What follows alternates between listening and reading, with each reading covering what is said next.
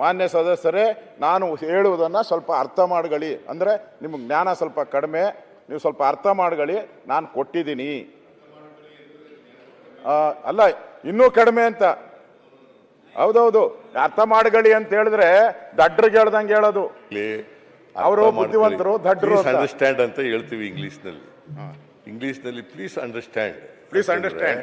ನಾ ಹೇಳೋದನ್ನ ಏನು ಅರ್ಥ ಮಾಡ್ಕೊಳ್ಳಿ ಅಂತ. ನಿಮಗೆ ಜ್ಞಾನ ಕಡಿಮೆ ಅಂತಲ್ಲ ಅದರ ಅರ್ಥ. ಅಲ್ಲಿ ನೋಡು, ಚೆಕ್ ಅಂತ ಸೇರಿಸ್ತೀರಿ, ಪ್ಲೀಸ್ ಅಂತ.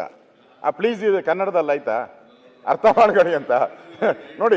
ಅರ್ಥ ಮಾಡ್ಕೊಳ್ಳಿ ನೀವು ಕನ್ನಡದಲ್ಲಿ, ದಯವಿಟ್ಟು ಅರ್ಥ ಮಾಡ್ಕೊಳ್ಳಿ ಅಂತಂದ್ರೆ ನಾನು ಏನು ಹೇಳ್ತಾ ಇದೀನಿ ಅಂತ ಅನ್ನೋದನ್ನ ಅರ್ಥ ಮಾಡ್ಕೊಳ್ಳಿ ಅಂತ ಅದರ ಅರ್ಥ. ಹಾಗಂತ ಹೇಳಿ ನಿಮಗೆ ಜ್ಞಾನನೇ ಇಲ್ಲ ಅಂತ ಅಲ್ಲ, ನೀವು ಅಜ್ಞಾನಿಗಳು ಅಂತ ಅಲ್ಲ, ಜ್ಞಾನ ಇಲ್ಲ ಅಂತ ಅಲ್ಲ. Please understand what I am saying ಅನ್ನೋದನ್ನ ಅರ್ಥ. ಅದರ ಅರ್ಥ ಇಲ್ಲ. ನೀವು 2.5 ವರ್ಷದಲ್ಲಿ ಗುಳಿಗೆಗಳು ಕೊಡ್ತಾರಲ್ಲ, ಕಹಿ ಗುಳಿಗೆಗಳಿಗೆ, ಅದಕ್ಕೆಲ್ಲ ಸಿಹಿ ಹಾಕಿ ಕೊಟ್ಬಿಟ್ಟು ನೋಡಿ, ಇವಾಗ ಪ್ಲೀಸ್ ಅಂತ ಸೇರಿಸ್ಬಿಟ್ರಿ, ಮುಗ್ದೋಯ್ತು ಅಲ್ಲಿಗೆ. ಬಿಡಿ, ಸಬ್ಜೆಕ್ಟ್ ಬರೋಣ.